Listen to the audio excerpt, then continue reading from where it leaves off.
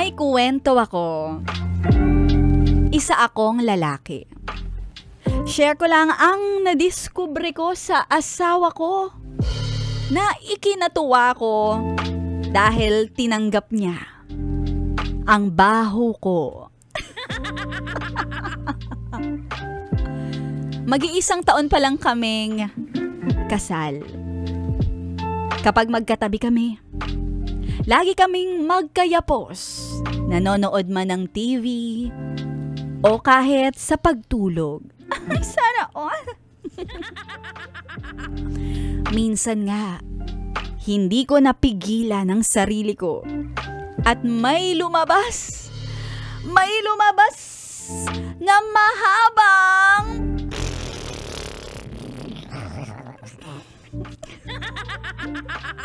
utot.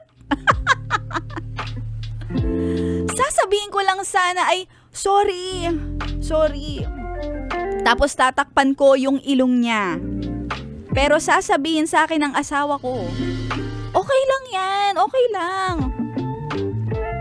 At nakayakap pa rin siya sa akin.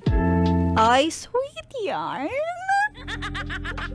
Nako, kung ako yun, naalisan ko yun. Kahit nga ako ay nasa loob ng CR at nagbabawas. Nako, hindi yan mag-aatubiling pasukin ako sa loob ng CR at maliligo siya na parang walang naaamoy na umaalingasa. Oh. Hindi siya nagrereklamo. Kapag nasa mood naman siya para mag chururut barurut churut churut, hahawakan niya agad ang aking alaga. At wala itong kawala.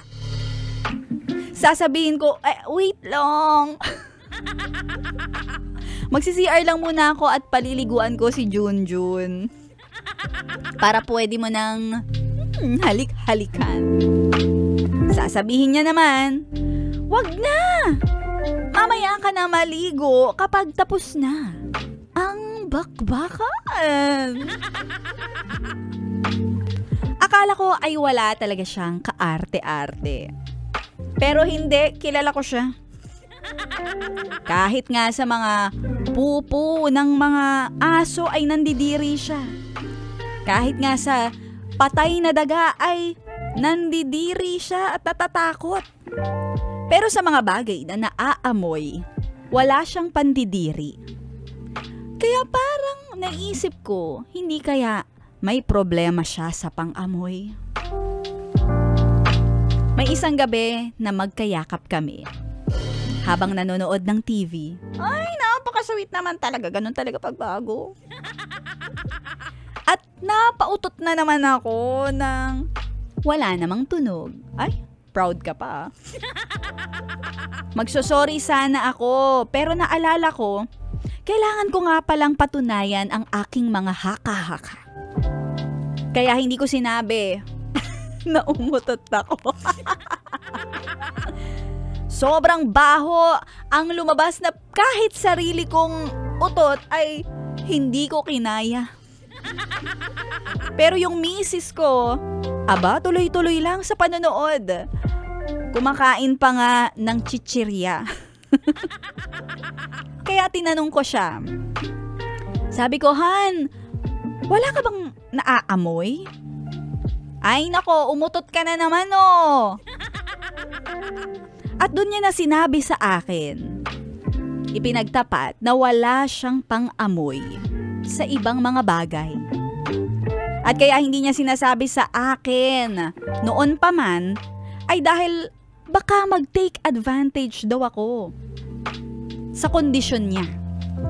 Baka pag nalaman ko na wala siyang pang-amoy, gumawa ako ng mga bagay na ayaw niya. Kagaya ng paninigarilyo, pambababae, kasi hindi ko naman daw siya maaamoy. Nakakatawa at yun talaga ang iniisip niyang masamang pwedeng mangyari. Hindi naman ako mabisyong tao. Hindi rin naman ako ng bababae. Samantalang ako naman, ang ikinakatakot ko na wag naman sanang mangyari Ay paano kung magkaroon ng sunog? May nasusunog na at hindi niya pa naaamoy. My point.